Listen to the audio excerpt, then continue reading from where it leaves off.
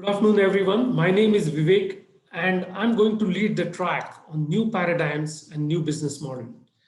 This is one of the most interesting developments in the mobility because the business model, which was totally dependent on selling vehicles and then selling parts and services, has undergone a big change thanks to the technology and service innovation. So we have outlined a number of business models that are actually at play, but I'm going to walk you through about 4 business models, which I think are very interesting and very important. The innovation is happening, as I've shown here, on 2 axes, which is on service axis and on technology axis. And both these innovations are giving rise to revenue streams, which are completely different. They are opening up a lot of opportunities in the mobility value chain. Just to name a few: data monetization, car as a marketplace, vehicle subscription service, platform as a service are very, very exciting. And I'm excited to walk you through top 4 business models that we think are shaping everything. The first one is data monetization. Data is gold, data is new oil, and monetizing the data that is generated by a car when it runs is a big opportunity for the entire mobility value chain. We estimate that this would be about $180 billion opportunity in days to come. There are 3 underlying business models. One is called bartering, usually used by between governments and the mobility players or non-profit organizations, where the data that resides on 2 entities, which are data aggregators and OEMs, is exchanged to create a meaningful service for a third-party service providers. Brokering business model is the one where OEMs hand over the data to the data aggregators, who in turn clean up the data, anonymize it, and sell it to the third-party service providers. But what is really exciting is the service creation or a data as a service business model, where OEMs, data aggregators, and third-party service providers come together. So one of the glaring opportunity is tapped by here, where they collect the data, they bring in their map data onto their platform, they allow you to bring your own data, and then make a synthesis out of it and create a service model, which can in turn be either used by the OEMs or even sold to the third party. So this is an ideal example of how one can monetize the data and convert that into money. So I'll also cite one case study, which is between Autonomo and Mitsubishi Motors, where both these partners join hand to provide concierge services, pay-as-you-drive insurance services, provide services for electric vehicles, provide services for predictive maintenance, as well as vehicle lock status. Exciting opportunity for both, where both parties bring in their synergies to make sure that both of them benefit as well as the customers benefit. Second business model is about future of in-vehicle marketplace. So passenger vehicles or even commercial vehicles are no longer just a mode of transportation, but they are also the marketplaces, predominantly divided into 2 parts. One, retail; second, feature on demand. Retail is something where all the vehicle needs could be purchased from the vehicle itself. So when you drive into for refueling your vehicle, next time you may not be required to go and make a payment, because the car will process the payment on its own. Same is true with the parking, same is true with the toll payment, same is true with the car products, as well as personal needs such as coffee, ticketing, groceries, and even office goods that can be purchased directly from the car. Feature on demand is another exciting development, where the features that are not used very often would be made available on a pay-as-you-use basis. So next time when you have a car which has auto parking system and you would have paid a huge amount of money to have that system in your car, you may not be required to do that, and you would actually be required to pay for this feature only when you use it. So all the autonomous features, electric vehicle features, even the connected vehicle features, such as over-the-air update, would be used or would be paid for only when you use it. Exciting opportunities tapped in by companies such as Nissan, Infiniti, Hyundai, and all these opportunities would soon be available in every single car that you use. I would highlight another case study, which is Toyota's mobility as a service platform, which provides services on insurance, ride sharing, car sharing, rent a car, taxis. So the entire platform is built to provide services which are used as pay as you go and provide these services on a completely different applications that run on this platform. MONE, which is Toyota's and SoftBank's joint venture, taps into this to provide services such as purchase of third-party services such as food and drink, medical services, logistics, business and leisure, so on and so forth. So this has opened up a lot more opportunities because this entire service could be tapped even by the third-party service providers who use this to provide their own services. So the mobility value chain has opened up exciting opportunities and exciting monetization opportunities. Then I would take you to a completely different sort of business model, which is mega apps. Mobility service providers such as Grab, Gojek, Uber are looking at not just transportation demand supply matching, but making sure that their apps become omnipresent. Their apps provide services that are initially not envisioned. So initially they started off with just e-hailing, then they moved into car sharing, then they moved into bike sharing. And now, if you look at my next slide, they're into virtually every single service that a customer would use, such as shopping. So they provide food ordering, they provide grocery services, they provide mall deliveries, then normal day-to-day chores such as cleaning and fixing, such as car repairs, such as laundry can be called from their apps. Then comes entertainment. One of the biggest services that they have is payment services. So Grab, which started as a Grab wallet, actually soon became a financial service that can offer insurance, payment of bills, donation of charities, or even investments. They call their drivers as micro entrepreneurs and they provide them credit lines. They provide them loans, which are based on the revenues that they make on their platform. Exciting opportunities. They also provide health services such as medical services, fitness, or even beauty and massage services. This is being tried out in multiple countries in Southeast Asia, and Grab and Gojek both are leading players who are trying out these services so that their apps, which were initially tapped in only when you wanted to book a vehicle, are now becoming apps for everyday use, every occasion use. Completely different business opportunity, completely different monetization that these companies are looking into. And finally, platform. Now, platform is one of the biggest investments you need to make when you actually have a vehicle that is being produced. It is one of the highest investments. And then you need to amortize that investment into a relatively smaller space because you use this platform only for yourself. Now, what's happening is a skateboard, which is a flat platform predominantly used for BEVs or battery electric vehicles, is also used for battery electric vehicles as well as plug-in hybrid vehicles. Now, what companies are trying to do is save the cost on platform because they can actually use this platform on a larger base. So what is happening is in-house platform that are developed by companies like Tesla, they are willing to license it out. So they're able to not just monetize their platform by selling their own models, but they are also able to monetize the platform by offering it to other other OEMs who would use the platform, apply their skin on top of it, and sell their vehicles. So Tesla gets one more monetization opportunity. Second business model, co-creation.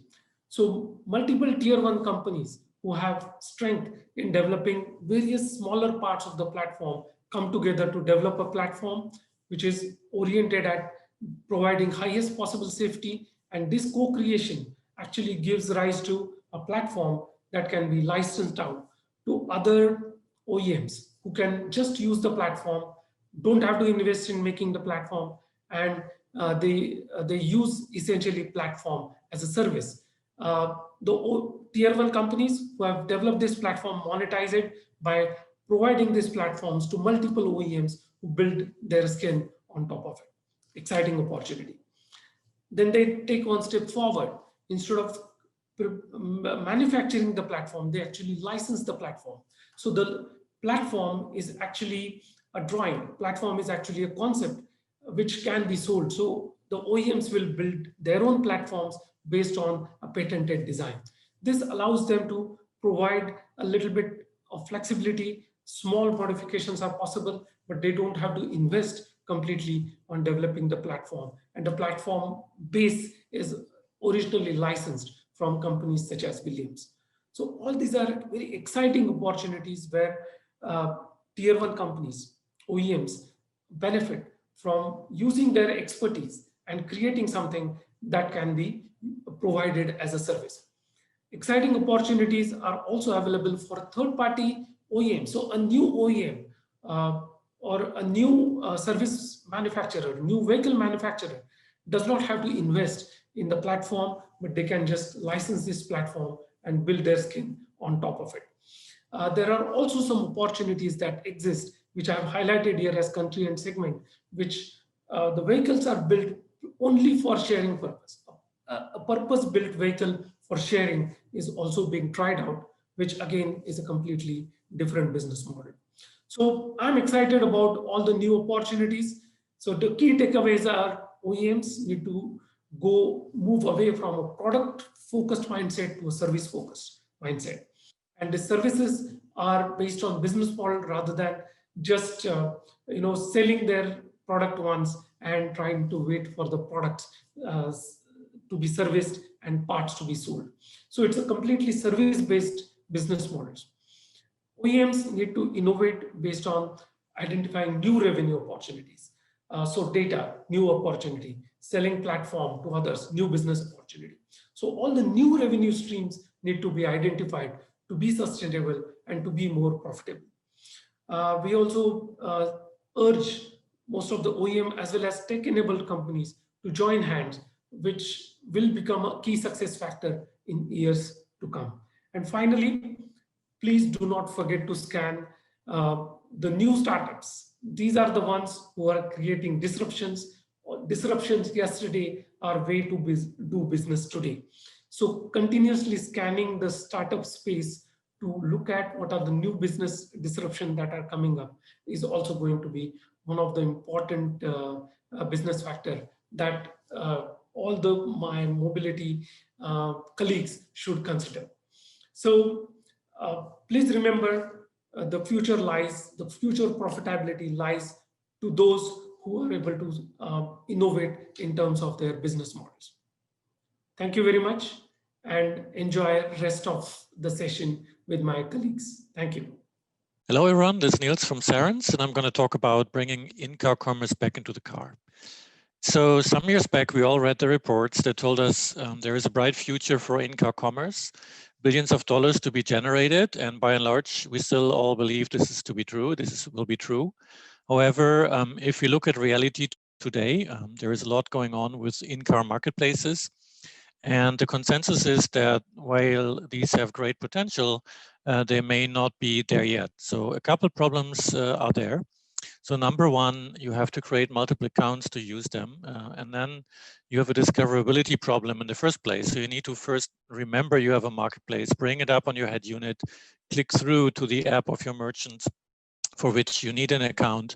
And then on top of all of that, in Europe, PSD2 makes things more complicated because you have to authenticate and approve every payment. So if you look at another app, which is basically where the car manufacturer is a merchant of record, basically the car manufacturer is not using external merchants, but selling stuff themselves, which is maps or extensions of the digital services, feature on demand, video streaming, all that good stuff. Something interesting happens there. In order to activate most of these and pay for them, typically you have to go either to the web or to the smartphone. which means you're leaving the car in order to do some transaction and enable something in the car. And this could probably be done more elegantly.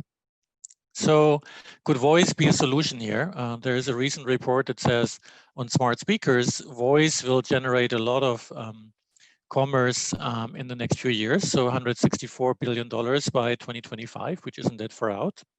So let's see if we can apply the same principle in the car. Yeah, and interestingly enough, as we all know, most cars today have built-in speech assistants or voice assistants, either from a tech giant like Hi Alexa, Hi Google, or a custom one from the OEM, Hi Mercedes, Hi BMW, and so on.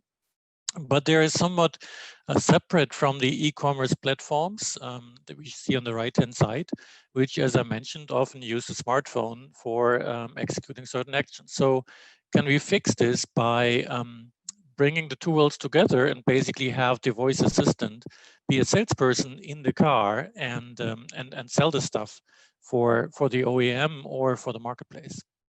So we looked into this and created the following concept that I'll show to you in the form of video. Let me start this.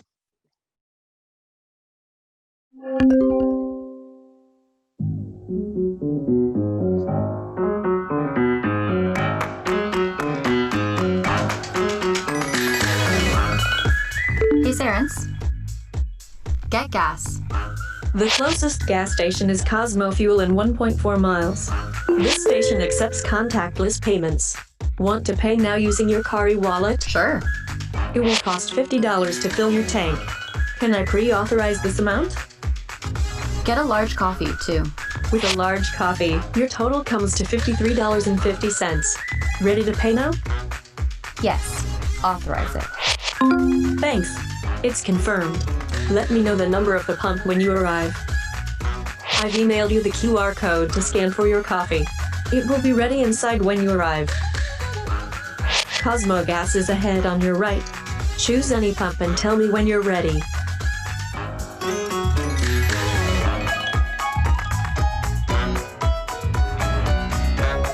Hey, Sarens. I'm at pump 4. Okay. Pump 4 is ready with your pre-authorized payment.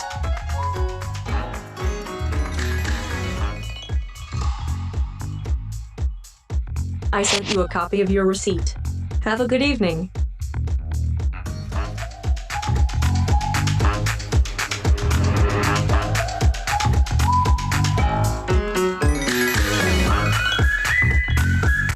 Okay, let me highlight a couple things here before I go to this statistics here. So first of all, you saw it was voice initiated, so nobody need to remember you can pay for gas by pulling up an app. Instead, you were triggered to do so by the voice system. Then also there was voice biometrics to authorize the payment. We'll come back to it. And it was all contactless, which is very important in COVID days. And we'll also come back to that in a minute. So we asked people what they thought of this capability. And as you can see, we got very positive responses after being familiarized with such a concept for fueling, for paying for parking and other services. More than 2/3 of people said they were either likely or very likely to use such a service, which we found very encouraging. Asking more, you could see that even the majority of people said voice was their preferred payment method. It's a little odd because, of course, even when paying by voice, you need to have a credit card, you need to use an e-wallet, but people don't perceive it that way. They thought they were paying by voice. Yeah, so that's again very encouraging. And then if you look at what the options are, you can see parking came out top. Gas is very popular to pay by voice, drive-through, car wash, and so on, all the way to takeaway. So all of these fairly positive responses on this type of service. Another aspect of voice can also help with the PSD2 challenge. As you may know, if you do business in Europe, the European Union requests strong customer authentication for nearly all payments by basically December of this year, which means two-factor authentication. And this is very cumbersome, especially if it has to go back to the issuer of the credit card for doing the authentication. And the large credit card schemes like Visa, MasterCard, others have come up with a program called Delegated Authentication, where the authentication is pushed back to the OEM or the merchant they can authenticate without having to do step up to the credit card issuer. And voice biometrics, so not understanding what you say, but looking at the characteristics of your voice, is an allowed authorization method as one of two factors here. The other could be the possession of the car. Yeah. And the last point I want to make is I've spoken a lot about cars and drivers in cars doing e-commerce, but this conference is also about shared mobility. So, and interestingly enough, voice can also be a solution for shared mobility. This is the concept we showed at CES earlier this year. It feels a lot longer ago, but it was just January of this year. So we had an electrical vehicle for shared mobility. We placed special screens with on-screen projection as visual feedback mechanism. And then we had microphones in the inside and in the outside, and people from all seats could interact with the bus, ask for information in their own language. The system would recognize if it was spoken in English or German and respond appropriately, which shows speech is not only there for COVID times when you're in your private car, but it also help when we all return to shared mobility systems. Thank you very much. Good evening, everyone. This is Arun Prasad from Frost & Sullivan's mobility team. Today, we're here to present the Innovation Generator Data Intelligence Platform, which looks at all of the quantifiable data that defines growth within the C.A.S.E disruptive industry. One of the things that we have recognized in the auto sector, especially around the topic of C.A.S.E, is that there is an ever-growing need for quantifiable data that will help our clients with strategic decision-making. The entire automotive value chain is going through a period of transformation, and this transformation actually requires a significant amount of dynamic data that would help validate some of the assumptions that the industry is taking, but also help create strategic decision-making on the relevant activities that they're after. That is, in a sense, what Innovation Generator tries to provide. It tries to provide the most relevant and quantifiable data sets around the topic of C.A.S.E, but while retaining the dynamism and the low latency required from a data availability standpoint that will help our clients with the decision-making that we spoke of from a data usage standpoint. Now, with that in mind, there are 5 key pillars that the Innovation Generator is built on. And the entire platform is a web-first or a data-first initiative, which means that you will have access to the entire platform and the data sets through a web portal. And it's built on the 5 pillars of connectivity, autonomy, electrification, and shared mobility across the 2 industry verticals, which is passenger vehicles and commercial vehicles. I would like to take 10 minutes today to take you through some of the core value propositions and the modules we have on the platform, significantly focusing on the 2 biggest use cases or benefits that our clients see using a data intelligence platform of this nature. Before I go into those 5 key modules, I also like to emphasize how our clients are benefiting from the platform today. The 2 biggest benefits of having an integrated data intelligence platform like the Innovation Generator is time saving and the ability to access dynamic data. Now, the time saving is actually easier said than done. Anybody working in intelligence would recognize that collecting data from different sources requires a significant amount of time spent on validation and data harmonization.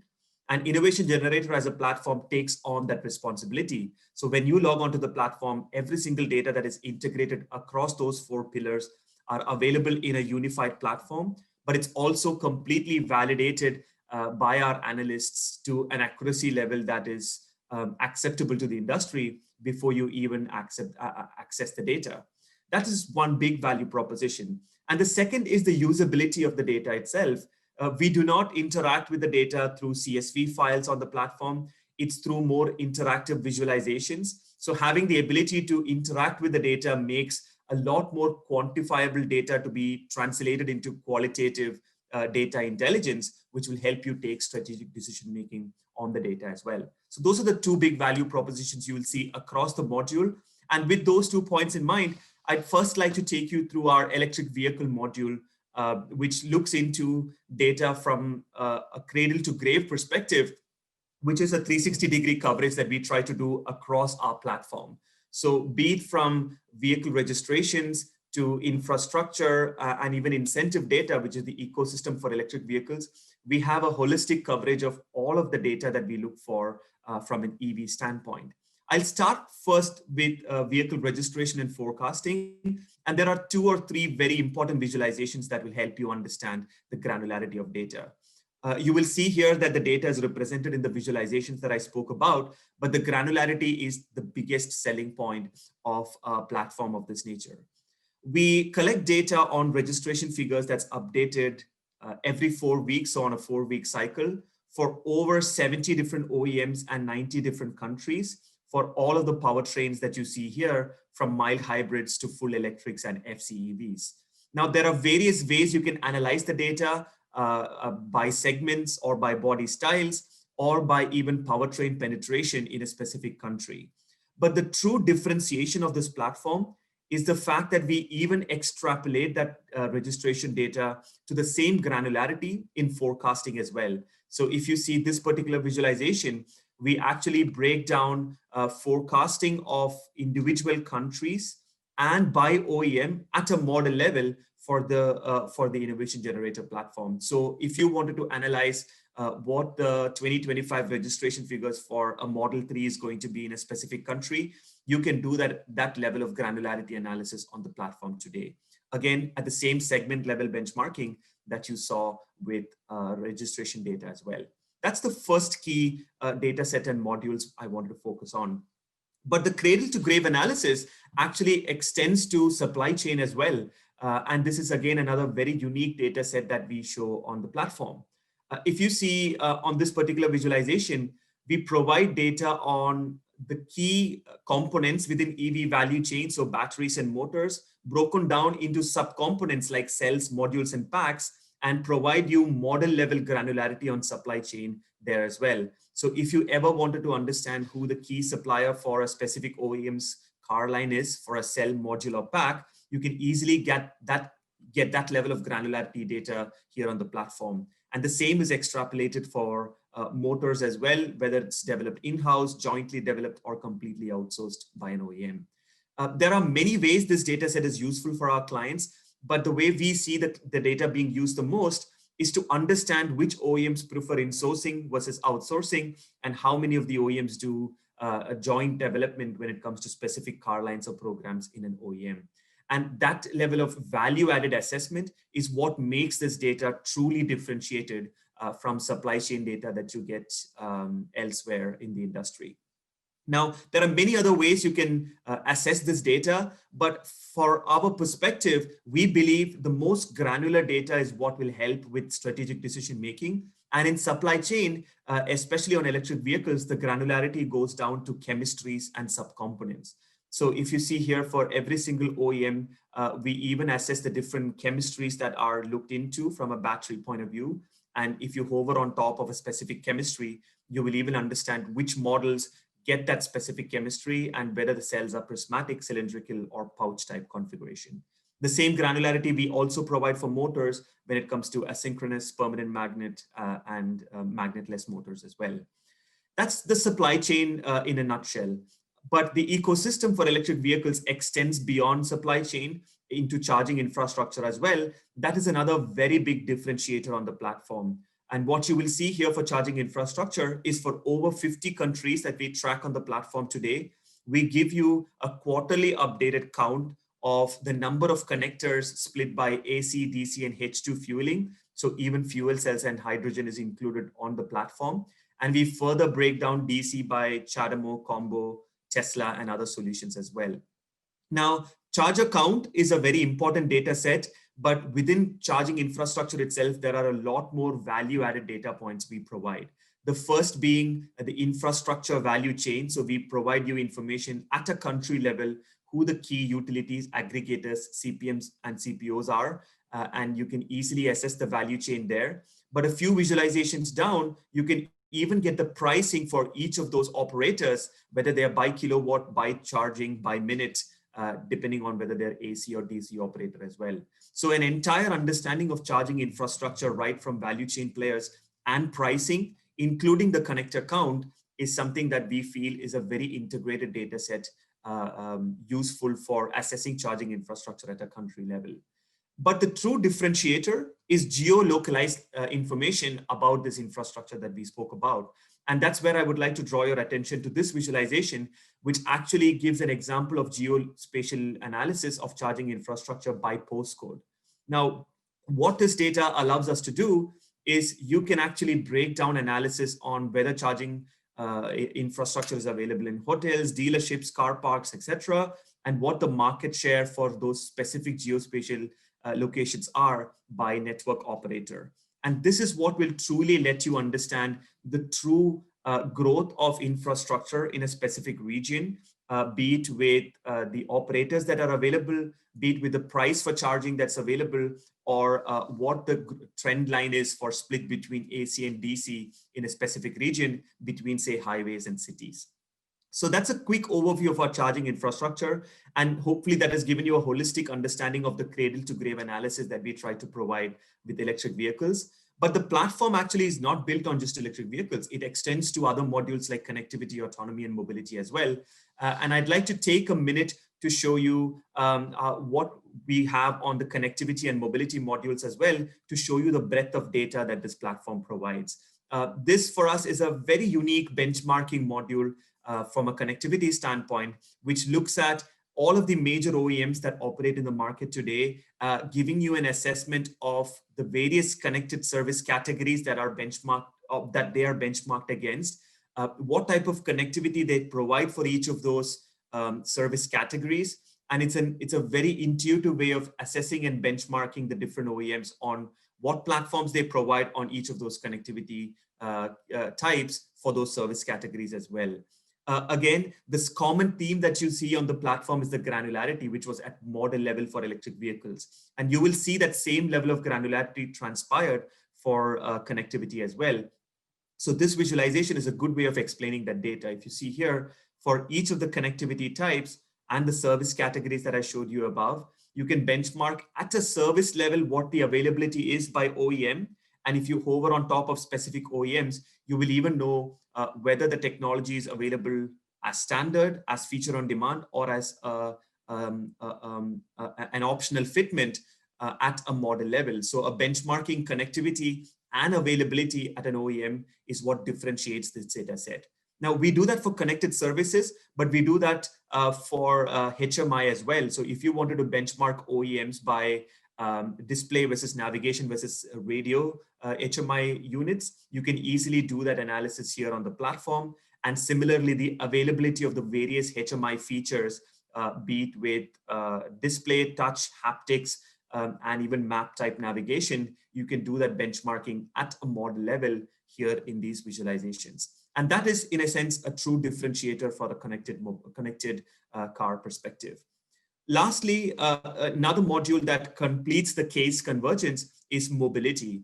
What is interesting from a mobility standpoint is that we benchmark 7 business models today: e-hailing, car sharing, and all of the demand responsive and disruptive mobility in markets that we see today.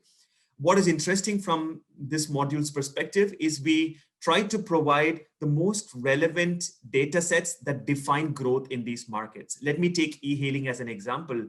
For all of the 40 to 50 countries that we track for mobility today, what you can see is we assess average fare per trip, utilization, and connected vehicle count for that specific business model. So in this case, mobility. And we extrapolate our assessment all the way to 2030. So at a country level, you can get granular assessment data related to mobility on things like utilization and average trip, along with the more relevant data sets like fleet size and number of members as well.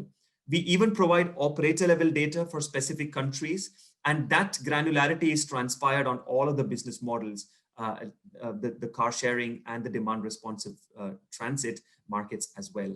So hopefully this has given you an understanding of the platform, and you will see that the same granularity of data is even transferred into the electric or the commercial vehicle section. So all of the data you saw right now is focused on passenger vehicles, but you will see that transpire to electric vehicles as well, electric commercial vehicles as well, which is a new module we've added and released to our clients.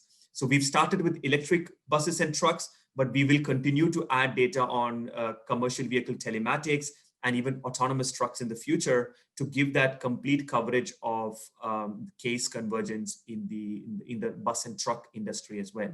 So with that, I would like to wrap up my presentation, giving you two key benefits of using a platform of this nature.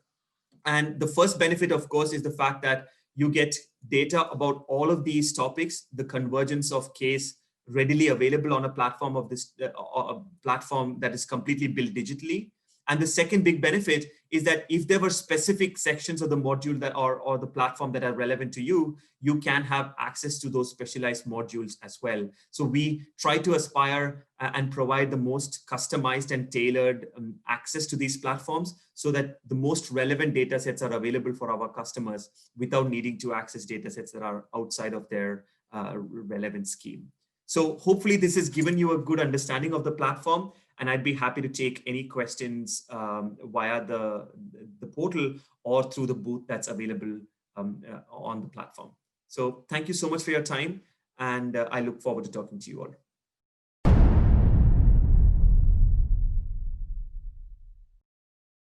Good evening, everyone in Asia, and good afternoon, everyone in Europe. Thank you very much for attending Frost & Sullivan's Intelligent Mobility. The theme of this session is about evolution of shared mobility. I'm going to talk about the trend shaping the future of shared mobility. As you may know, the shared mobility services have been heavily impacted by COVID-19 as people avoid sharing. In my presentation, I'm going to discuss how COVID-19 impacts the shared mobility markets, who are the key players, and what are the trends shaping the future of shared mobility. This slide shows major trends which will impact on the future of shared mobility. The biggest trend would be shift from ownership to the usership. People see more value on the usership rather than ownership of car. Progress of urbanization will also push shared mobility. More people live in cities where public transport is available and the personal space such as car park is limited. Asset utilization would be the concern for the people. You may use your car only 1 to 2 hours a day or even just a weekend, and your car stay at the car park the rest of the day.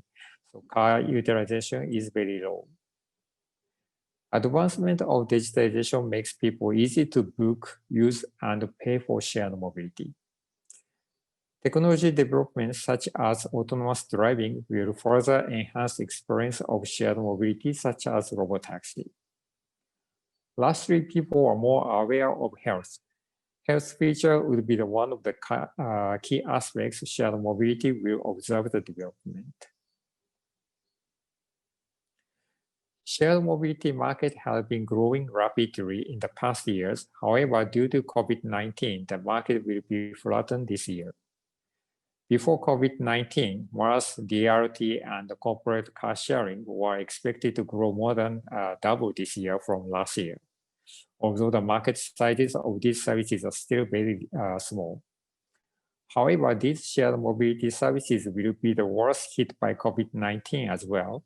Before COVID-19, DRT was expected to grow at 169% this year, but after COVID-19, it is expected to shrink 1.3%. DRT will be the only shared mobility service which will grow negatively this year.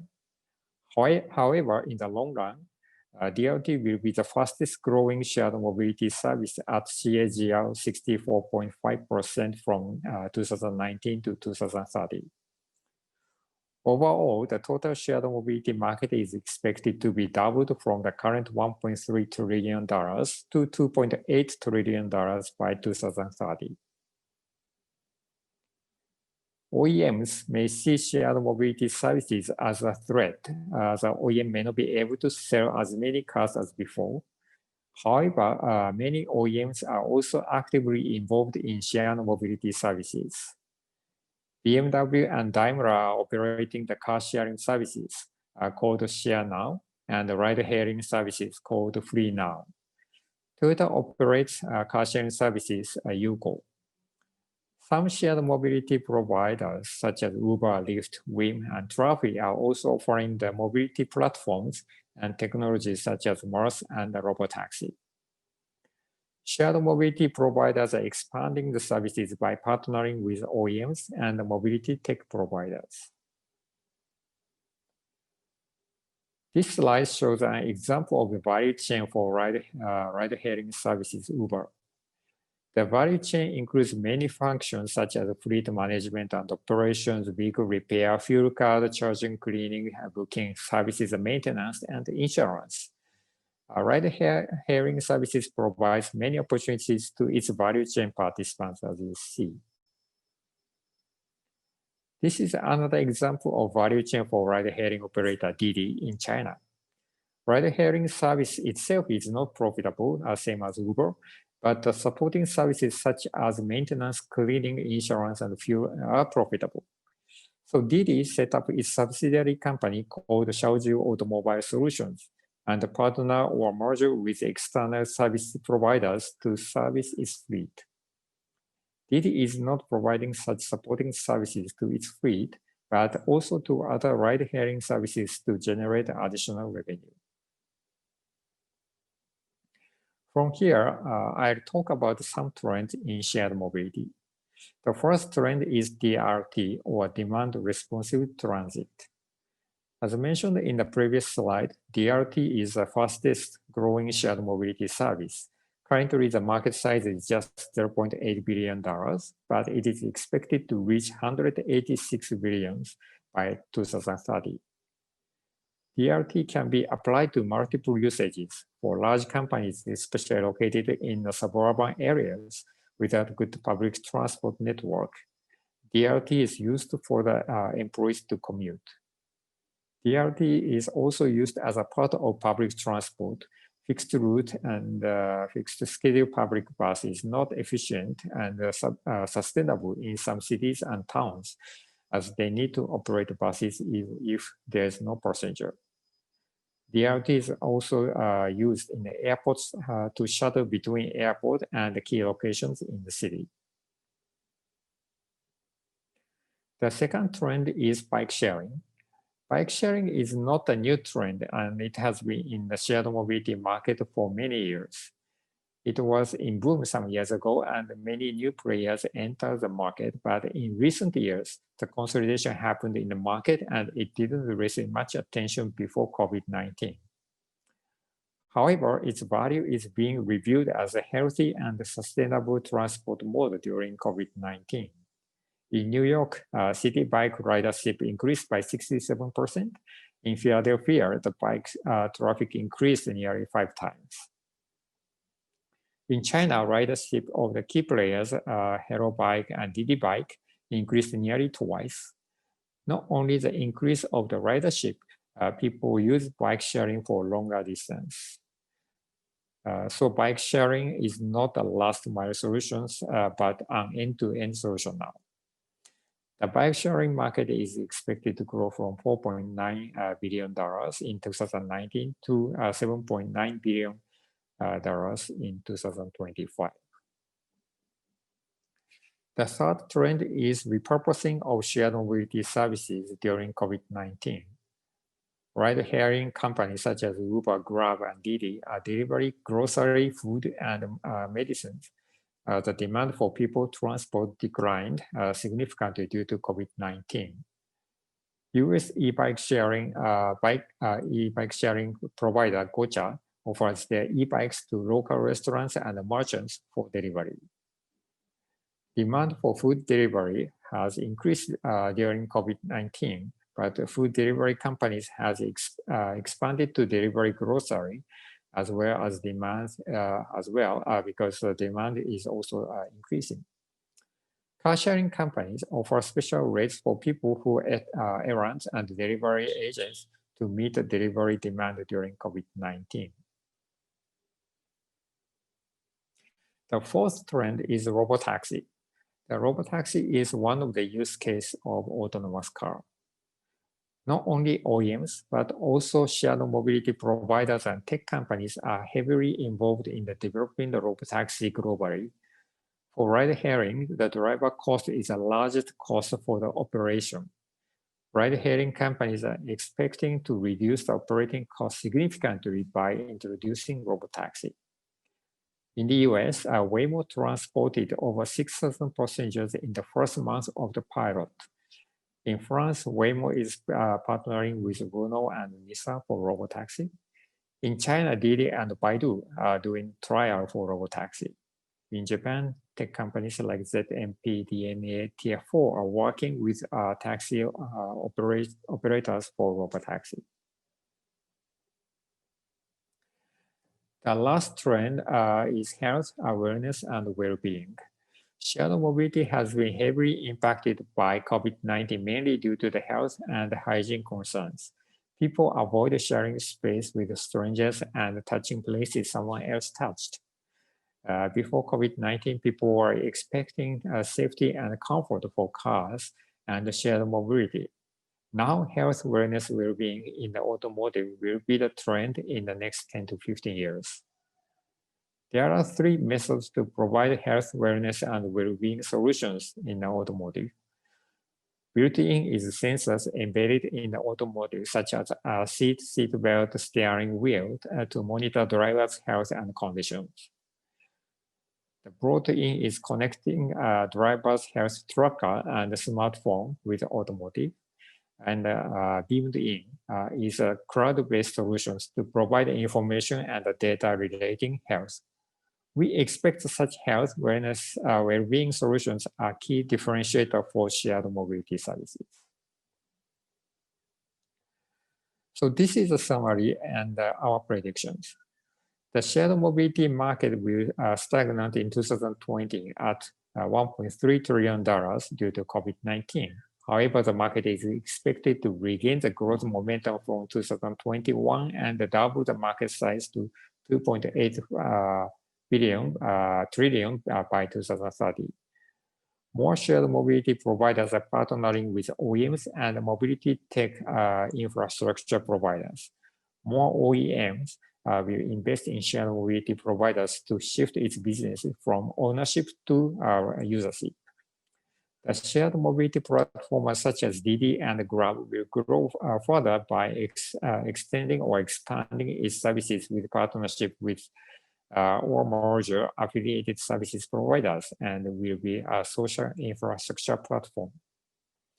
DRT is the most negatively affected by COVID-19, but will be the fastest growing shared mobility service at CAGR 64.5% from 2019 to 2030. Automotive technologies such as connectivity, autonomous, and electrification together with digitization will be integrated in shared mobility services such as Robo Taxi, and will benefit users and generate new revenue for market players. The mobility will evolve dramatically post-2025. Lastly, people are more concerned about health, wellness, and well-being. It will be the next differentiator for the automotive and shared mobility services. OEMs, Tier 1 healthcare companies, medical device companies, and tech companies will offer health, wellness, and well-being features and solutions in the next 10 years. So this ends my presentation. Thank you for listening to my presentation. Good evening, everyone. My name is Juan Carbonell. I'm the head of solutions APAC with MOVEit, based in Sydney, Australia.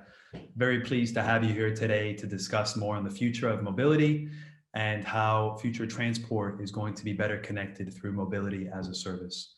Today's themes we're going to cover are kind of twofold. So first and foremost is in the near term, how COVID is impacting and affecting our transport network. Now MaaS is going to help bring people back into normalcy. The second theme is the kind of blue skies future of mobility as a service and where we see the market heading in the next 5 to 10 years. And with that, we'll jump in. A little bit more on MOVEit and the clout that we have in this particular space. So we are the largest mobility as a service platform in the world with over 910 million users, still growing at 1 million users a day. So by the early part of next year, we'll hit that 1 billion user mark.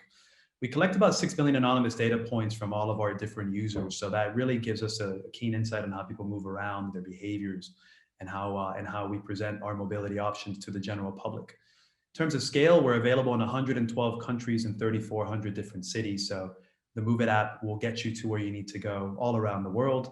And one last thing I wanted to quickly touch on is part of the larger mobility as a system ecosystem, or mobility as a service ecosystem.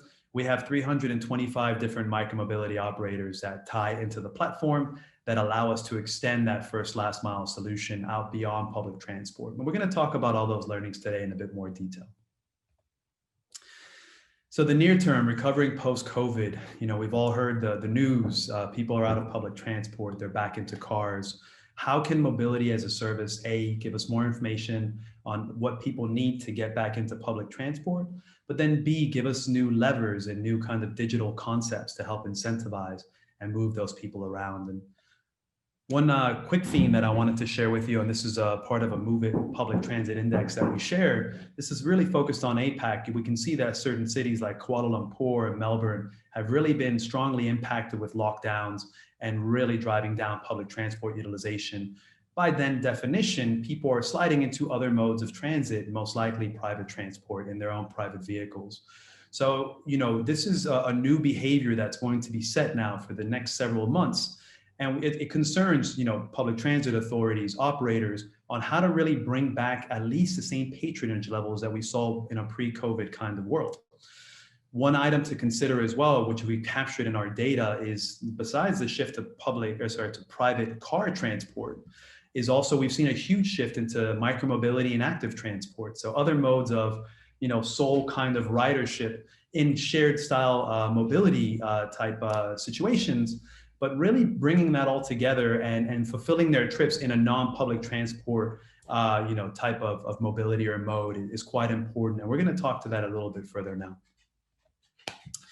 So COVID and urban mobility trends. So as part of what Move It was doing in terms of pulling all of this information together is we sent out a survey to our users to understand what it would take for them to get back to their public transport network.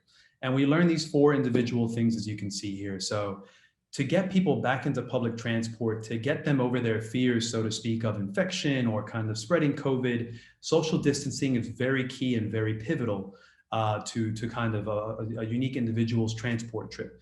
Providing crowdedness information, not only at the bus level or at the line level, but also at the public transport train station level or other kind of metro station level is really pivotal. So from a MaaS perspective, we need to bring that information into the platform and share that with users to make them feel more comfortable. Real-time and reliable real-time data is quite key as well. So the ability to let our users know when that vehicle, the next vehicle is going to come to pick them up. Also knowing how crowded that vehicle is key. They're trying to minimize time at public transport assets, waiting for their next vehicle or their next connecting trip. And we got to provide that to them through the app to bring people back into public transport. In terms of mobile payments, really key. Once again, people don't want to touch cash. It's unsafe. There's considerations of spreading COVID. People want to pay with their phones. They want that convenience of virtual cards, very similar to Apple Pay, and being able to do that in their public transport network. And also, of course, on-demand and micro-transit is another big trend we're seeing across the board. So traceable forms of transport where who's joined your particular trips, and you get updates. If something does happen where there's a COVID affected passenger, you're advised to please keep an eye on things is also quite key. So you can see each of these different touch points has been impacted by data and how we present that information. And so, as we talk about the acceleration to recovery, let's take a moment to really look at how the public transport network has currently been impacted. So we mentioned a big shift back into private transport and using vehicles. The consequence of that and where we're heading now in terms of the new norm is as cities begin to scale back up, people begin to go back into the office, it's going to be impossible for existing road networks to handle all of that load once again. The public transport backbone is truly the backbone of mobility as a service. So key and so critical to what we need to build for a sustainable future road network and public transport network, so to speak. So there's different tools and different techniques we can use in the near term to help create these new norms. And I kind of captured it as inform, simplify, communicate, and incentivize. So the idea of context-aware journey plans, not having to check a weather app, Google Maps, other apps, to pull together how you want to get from A to B is key. And that involves seamless comparisons across active, private, public, and shared forms of mobility. If you have a trip that's less than 5 kilometers, you may also consider e-mobility, and we're seeing e-bikes and e-scooters popping up all around APAC and all around the world. It's becoming a viable option for less than 5 kilometer trips, which is COVID safe. Micro-targeted messaging is critical. So in a post-COVID world, we should have the ability to micro-target users that use the particular bus line or a rail station in X period of time, and let them know certain considerations around outages or cleaning certain stations, etc. And last but not least, from a near-term mobility as a service consideration is around loyalty and rewards. So we've seen it working so well in the airline industry and in other, shopping industries, etc. We want to create better stickiness and better economic incentives to move people back into the public transport network. We need to find ways to bring that all together. This is truly where mobility as a service shines. It's connecting all these disparate forms of data, pulling all this info back together, and then giving your user everything they need in a convenient and simple fashion. This is truly what we feel is going to help return things back to normal in a more accelerated fashion in a post-COVID world. But let's talk about the future, 5 or 10 years ahead, the blue skies and how that all comes together. How is technology and hyper-connected mobility pulling together cities and hopefully, once again, getting people out of their private vehicles and kind of sharing transport assets that we're seeing out in cities and in urban environments. So as we know, congestion hurts economies, it hurts health. It creates, our customers are more time pro. It creates situations where, we're losing people spending quality time with their families or spending quality time at work, moving things forward. How do we actually use future technology to pull people back into public transport and into these hyper-connected cities? And as you can see here, the main levers that I would like to share with everyone here for future thinking is, as I mentioned here, levers on how to get people moving. 5G, so hyper-connected, mobility through phones, et cetera, and what that looks like for the user. ePay and really tapping further into account-based payment platforms and incentivizing people through the more they use that platform, and orchestration as well across cities. So mobility policies targeted to the suburb is crucial. Every suburb has its own unique mobility issues. Using MaaS to hyper-target and incentivize people to get out of their homes, interact with their local businesses is going to be critical. Robo taxis is something I'm quite passionate about. And as you can see on the left-hand side, we've got the mobility as a service stack that we're building together with Mobileye, who's a large ADAS or advanced driver assistance services platform. And so we're working with them to create robo taxis to connect driverless vehicles, so to speak, to pick up and move people in and around cities. And that's such a key part of the future that we're seeing in the next 5 or 10 years. And trials are literally starting as early as next year. Internet of Things and having all of these different touch points in and around the city feeding back into your journey plan is key. Where you're going to interact with a local business on the way to go see your friends for a night out, for example. How that fits into a mobility platform is really key to enable people's lifestyles and mobility being a part of that. One wallet we feel is going to be a stronger and stronger push in the mobility world. And that is the concept of whether I'm paying for my Uber or I'm paying for my public transport trip, having that all in the one wallet and subscribing and providing discounts to users and incentivizing them to mode shift is going to be crucial and critical, and something we're working on with Cubic as one of our partners. But ultimately, this all comes together with no-touch throttling, or what we call orchestration of a citywide network, and that ability to scale up and scale down buses, trains, based on the need of that particular day. Really short 10 minutes, but I hope this provides for you some food for thought in the future of mobility as a service. And thank you so much for your time. Now we move on to the last panel discussion for this evening on future of new business models and shared mobility. Joining us for this discussion, we have dignitaries from the mobility industry. Please type in your questions or comments in the chat section below.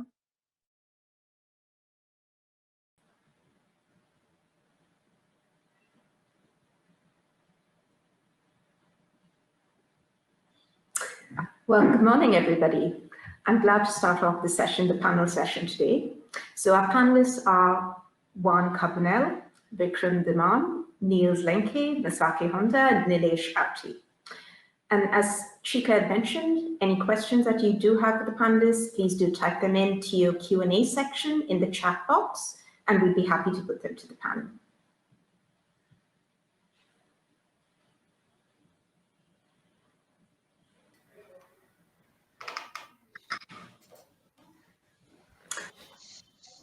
Brilliant. I think we are live with the panelists.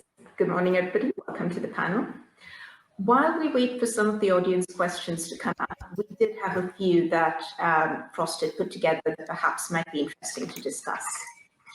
So the first one is, and it's something that you had actually touched on in your presentation one. You were talking about how COVID has impacted public transport usage. And to be honest, we've seen the impact of COVID on all shared mobility business models. We've seen a drop off in utilization. Now, with vaccine deployment around the corner, the market is indeed expected to recover. The question that arises really is, are there any shifts that have indeed become permanent? For instance, can we expect remote working to become permanent? And what could be the implications to shared mobility as a whole? And I've opened this up to all the panelists. Yeah, I mean, I think it's a great question, and thank you so much for asking. So there's some consideration around the short term and the long term. And so I think in the short term, the major battle that most public transit authorities, operators, and even OEMs, for example, everyone's considering how far to the private vehicle things have shifted. And then the first interim step is how quickly we can get people back into public transport, as I mentioned during my presentation, to shift modes and to try to utilize our road asset infrastructure as efficiently as possible. So in doing that, there's a major shift, as I was kind of highlighting in my presentation, around economic levers to kind of to shift those behaviors. There's time of day considerations, convenience considerations, and really just finding ways of incentivizing people once again to just get back to the norm that was established before COVID kicked in around the distribution of different modes of transit.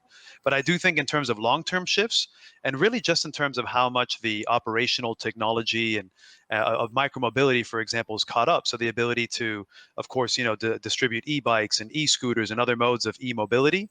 I do think COVID has really pushed forward this particular e-mobility shift, and is really I think is going to be a permanent change. So these sub 5 kilometer trips that I mentioned in the presentation, I think the new norm is going to be, well, if I'm going to my closest train station, let me just jump on an e-scooter, get there very conveniently. I'm not going to get there sweaty, and I'm going to be ready to go. So if you ask me, looking at the data that we've captured so far, by far the shift back to micromobility, or into micromobility, so to speak, is going to be a permanent change.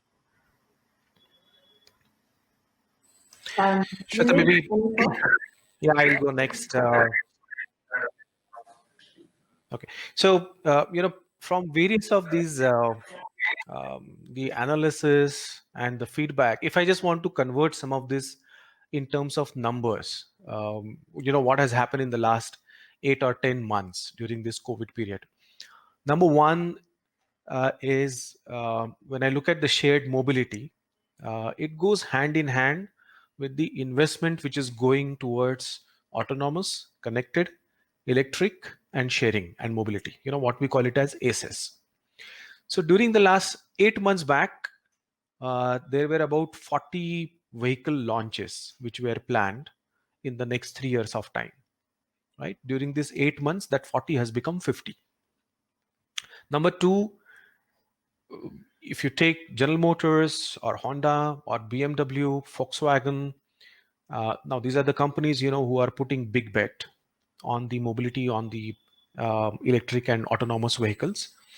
While there is a little bit of a shift and postponement on some of the capex spend, but none of them have gone and cancelled any of their big bet and the project in this given space. The number three, if you take the Europe has got about 880 billion of the rescue package, 30% is now reserved towards the the clean energy and towards the electric. Joe Biden, it's now almost now concluded that he is the one next coming. So the 2 trillion worth is what he will spend on decarbonizing of America. So you will see that the increasing number of projects, capex are getting committed towards the electric. When you talk electric, most of these are also about autonomous. And when you take electric autonomous, you will see that in the two areas, the big investment happening. One is, what in the earlier presentation we spoke about Robo Taxi.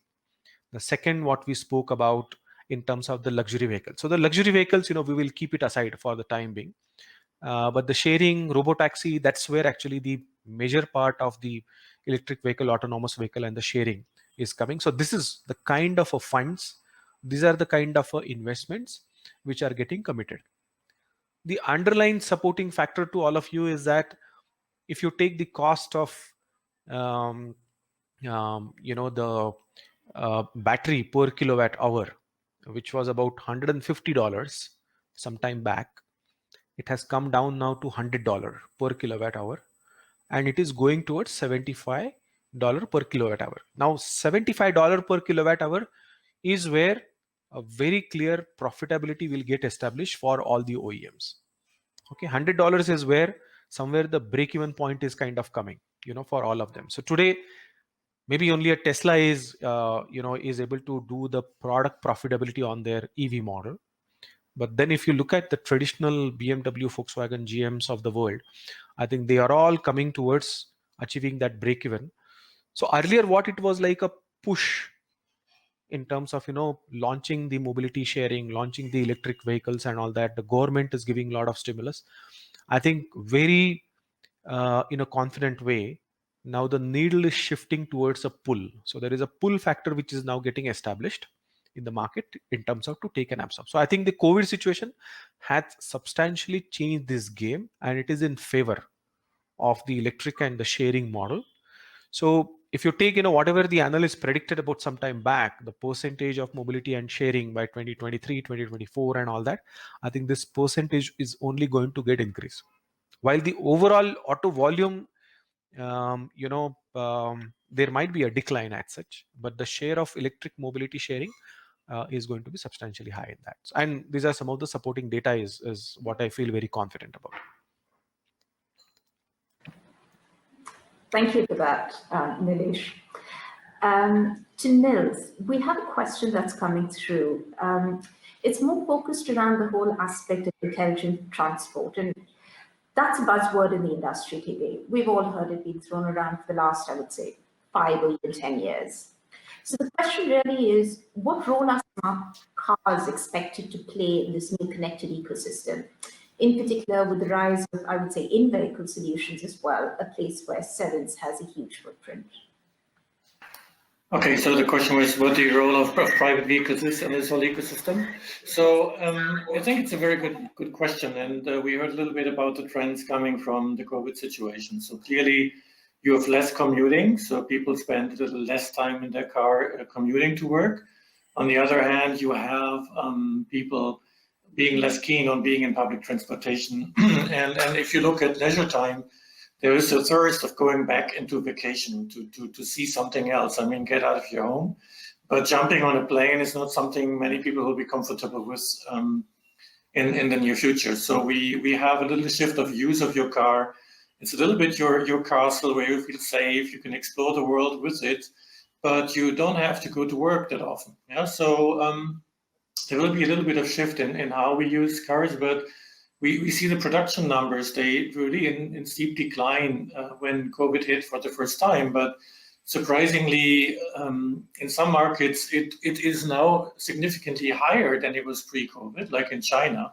So we see that the private car is not going away anytime soon. Yeah? So, and I think we also heard trends like urbanization will change a little bit. Instead of living in a city center where especially younger people were willing to give up a privately owned vehicle, there is now a trend to work in suburbs, live in suburbs because you can work from home. So why pay high rents in city center? Why not have a nice villa somewhere in the outskirts of the metro area where you're close to nature and then you bring up your kids in a safe environment? But there you need a car still, right? So I think the car will not go away that quickly.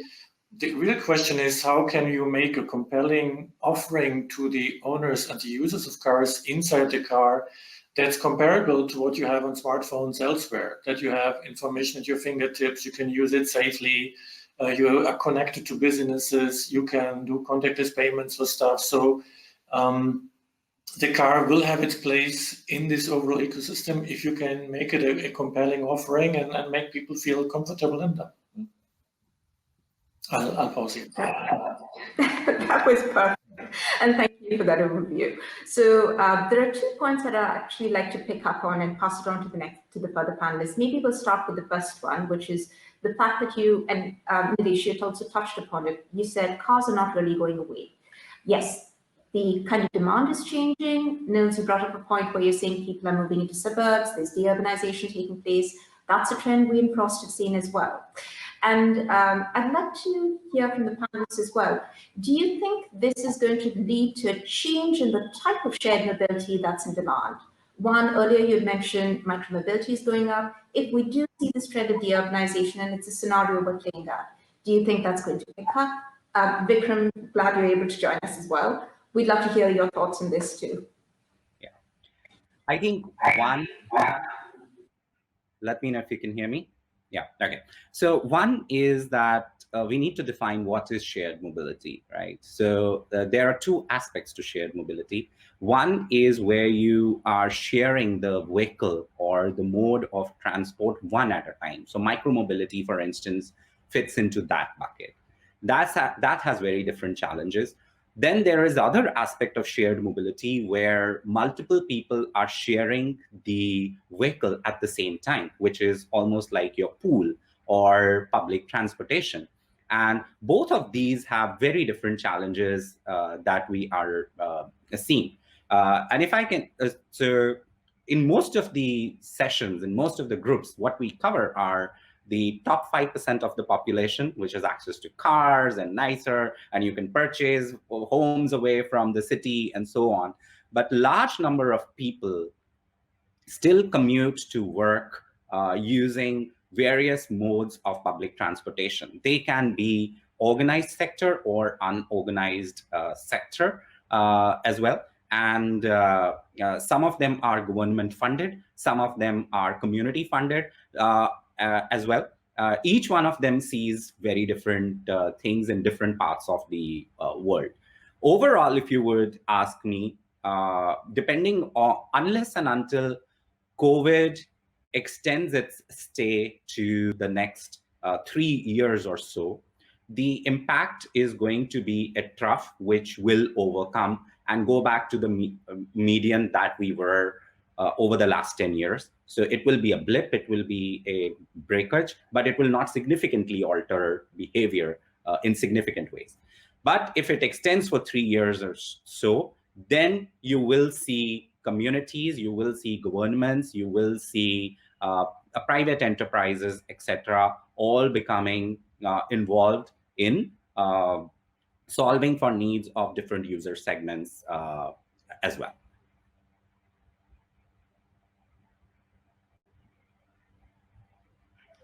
Perfect. Thanks, Vikram. Would any of the other panelists like to weigh in on this one? I mean, just a quick comment from my side. So I do see that shared mobility in the form of demand responsive transport, as Masaki mentioned before, is definitely going to grow in importance. You know, once again, looking at the road as the most limited asset, so to speak, in municipalities and cities, it just makes sense that ultimately it's how you can fit more people into that road infrastructure. So, you know, we're seeing in Australia, for example, a huge shift and a huge awareness now into demand responsive transport and this kind of convenience of getting closer to the house to shift people away from the car. And starting to, you know, steal some of those journeys. So I think it is going to be a 5 to 10 year horizon before, you know, DRT becomes a more commonplace mode of public transport and you know, a new tool in the tool set. But I do genuinely believe that connected DRT into this kind of universal mobility wallet concept. So having the same, in Sydney they have the Opal account, being able to play for DRT from that same universal mobility wallet is really going to help facilitate that mode shift as well. So the car is not going anywhere, but ultimately we got to find, creative ways of better using road assets, and DRT makes sense as well. So I agree with Masaki's research from that perspective. Yep. Maybe just to add one more point, to look at some of the market trend and some of the investments in this area. Last 1.5 year, what I'm also seeing is with many of the auto companies, there are increasing joint ventures getting formed with the utility companies, especially the electric supply and the charging company. Now, what has started happening because of that is, yes, one is fundamentally there is a charging, and that's where is the monetization which is taking place. But then this combination is also kind of trying to drive with the usage pattern with the end consumer, that their day to day of whatever they have to take and do with the utility, whether it is basics of the shopping or basics of the healthcare and the other thing. Now I think that's where the trend kind of has started going. If I take recently what Lotus has announced, their tie-up with Centrica, there are a couple of similar joint ventures which has come up in China.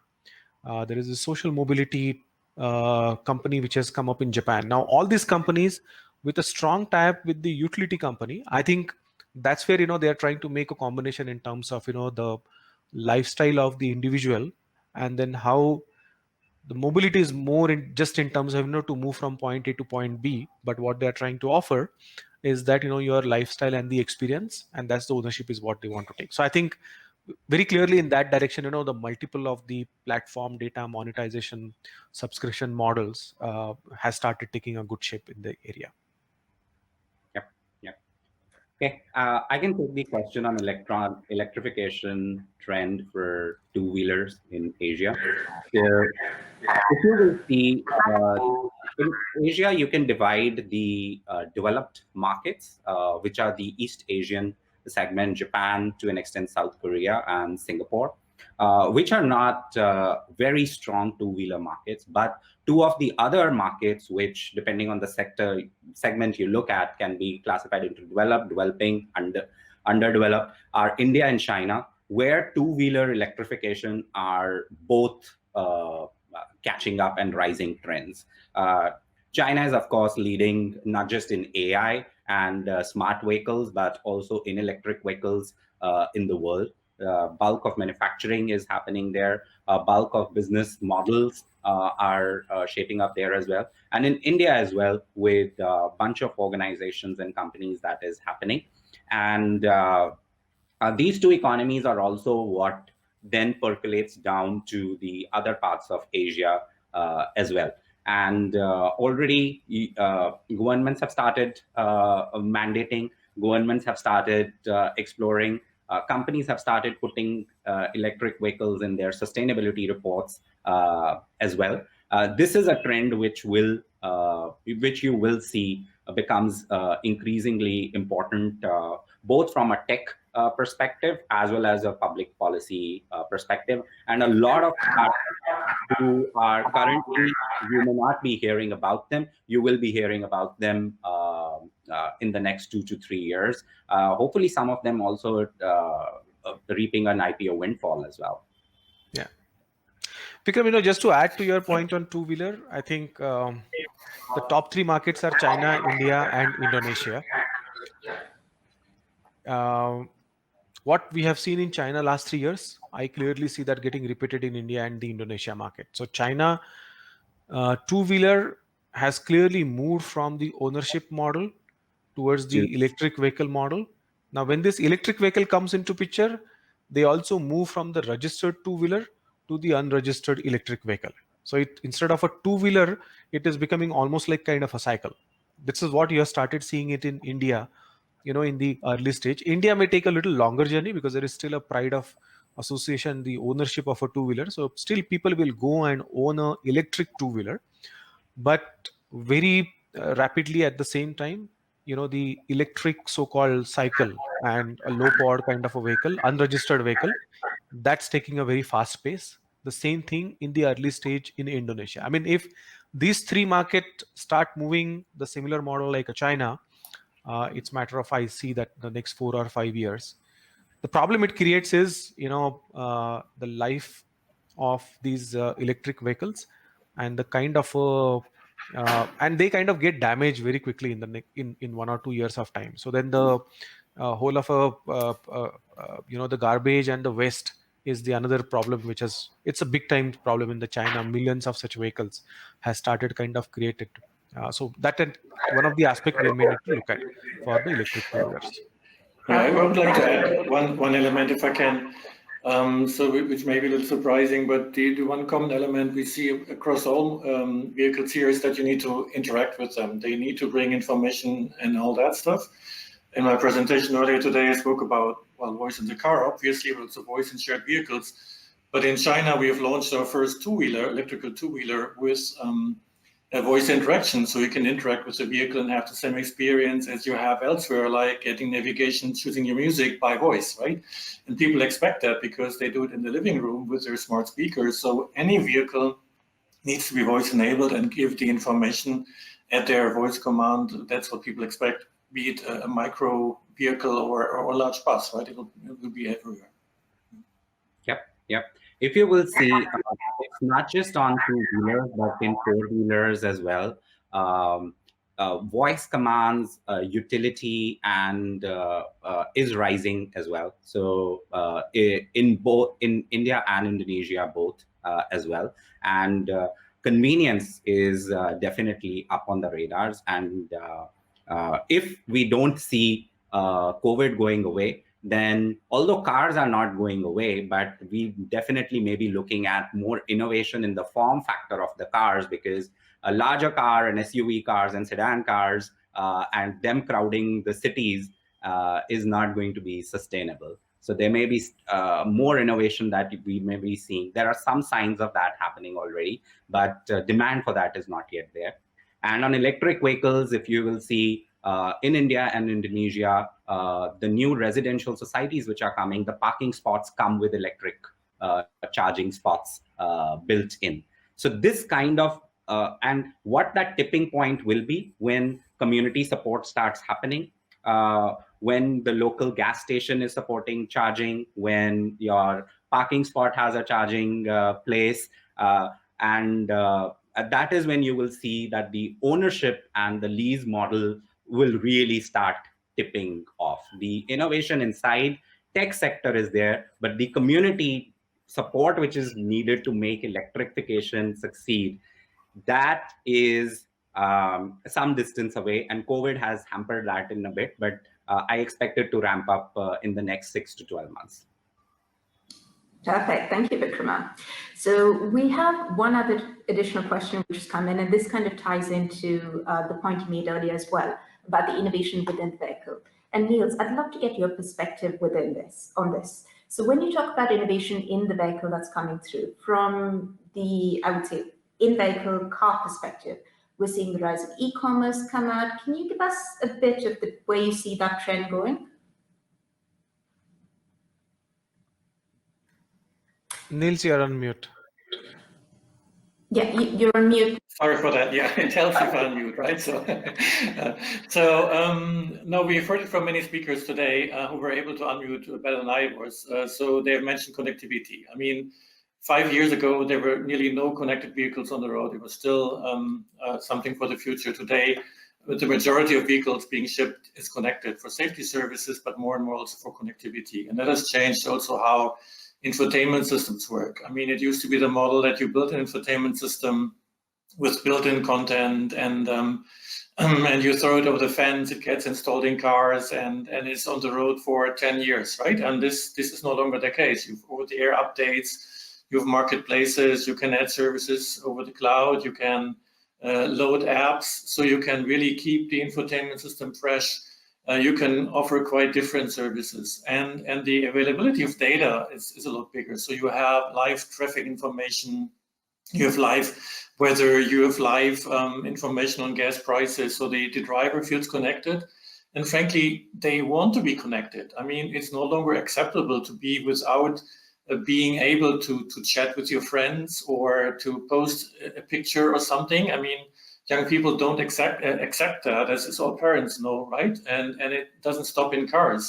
How can you stay connected while driving 2 hours without being in connection with your friends? It's no longer possible for at least younger people. So these are all trends that come together. Connectivity, the need to being connected, information being available, and needs like orchestrating traffic. We heard it before, right? I mean, you need 5G to orchestrate where cars go. They cannot go all the same route every time, because then you have a lot of congestion. And you need also the transmodal connection here. So let the driver know, hey, your destination is fully crowded, but there is a bus starting from there and buy you a ticket, right? I mean, shared mobility and cars don't have to be enemies. They can work together. Somebody starting in a suburb being brought to a park and ride place, they get their ticket pushed to their mobile phone and start a journey on a metro system to bring it all together, right? So it all comes together, I would say. Yeah. I think I'll just make one small point that any innovation will need to work backwards from customer problems, and we may not see 0 to 1 in one street, but we will see improvements happening.